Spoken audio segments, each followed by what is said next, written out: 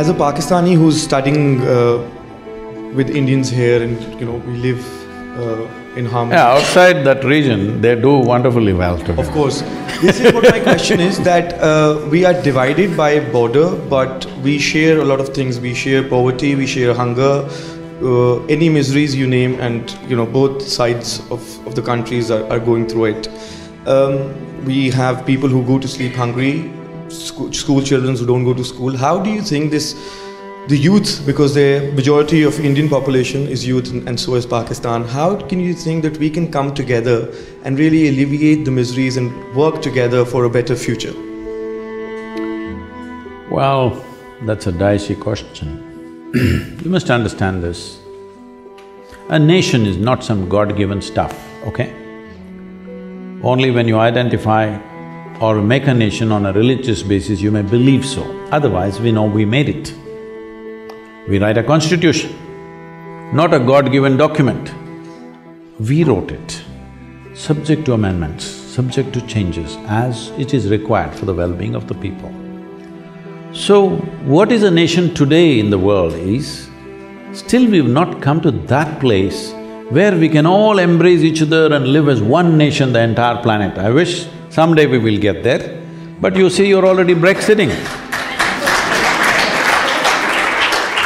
See, what Europe has done in the last 15–20 years is a truly phenomenal, fantastic achievement. After World War I, World War II, nobody ever thought the Germans and the French and the Italians and the English could come together. Nobody imagined. Could you have imagined this in 1945? I'm asking you. No. But you achieved this European Union. It's not a small thing. Don't think it's just an economic arrangement. It's a huge evolution in human consciousness. Yes or no? Yes. But now you're Brexiting. You can say whatever, people have voted for it, all right? People have chosen because for some economic reason or some other fear of immigration or whatever, all right? I'm not trying to blame anybody for that, but I'm saying, similarly, this India, Pakistan, Bangladesh, this whole region, including Sri Lanka, Nepal, everything was like one nation. Though politically we were bit different nations, there were times when we were over 200 different political entities, but still we were one nation in culture, in many different ways, in our transactions together. But whatever reason, there's no point doing a historical postmortem and blame this person, this situation, that situation. It's happened. Somebody drew lines without considering the geography of the land, simply across rivers, across villages, across mountains, simply somebody drew lines, the kind of lines that you cannot defend, the kind of lines that needs constant engagement to keep it safe between the two nations. We've still not come to that place where people can just live out of their consciousness, living their religion, their heaven and stuff and all that. But we must do this much in your generation, the coming generation must do this much. Religion should be a personal pursuit for people. Those who wish to, they pursue personally their own stuff. But this ambitious way of approaching that, my religion should conquer the world, must go. This is one achievement you must do in the next 25 years, otherwise with the kind of technological advancements we have, we will have a massive disaster on this planet. Isn't it? The days of the sword are over. The days of the sword are over. Now if we continue with the same attitude, we will have a supermassive disaster which will not benefit anybody for that matter, okay? Will not benefit the planet, will not benefit any creature on this planet, everybody will be hurt. We're now breaking this news, this is a terror attack. He's a bad neighbor for me, but I want him to be well, all right? This is important. I don't have to say, no, you're a fantastic neighbor, you're not, but I want you well.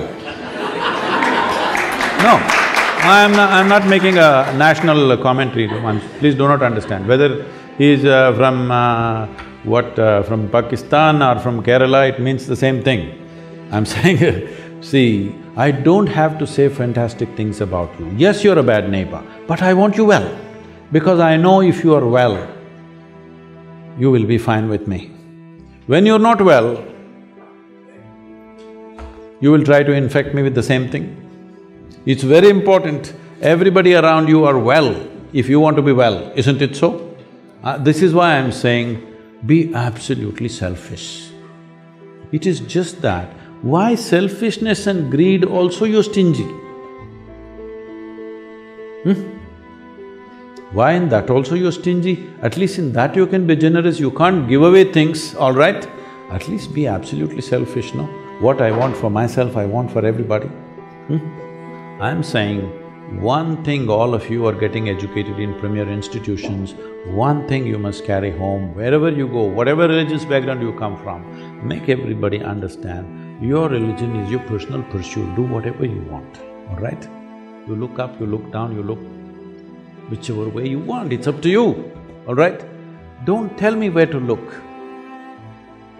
Yes? Don't tell me where to look. Don't force somebody else that this is the way or that is the way. If this one thing goes away, India-Pakistan will settle because culturally there's so much engagement, okay? I would say there was a South Asia conference in Dubai which I recently attended, but just at that time there was a terror attack in India and we had to insist that all Pakistanis drop out of the conference, and it happened unfortunately. I was looking forward to that engagement, but they had to drop out because this thing happened. What this is looking for is, we are all pushing for this, that South Asia region, which means India, Pakistan, Nepal, Sri Lanka, Afghanistan, Bhutan, Myanmar, these geographically one thing. We're looking at something like EU. Politically you can still be different, you can do whatever damn religion you want, but economically, if we come together, we were the most prosperous part of the world at one time. That is because we operated as one at that time in many different ways.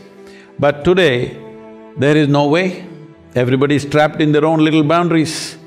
So this is one thing we should push for. If you want to push for this, the most important thing is religion becomes just purely a personal pursuit, never a national goal or a global goal. It is actually a global goal right now.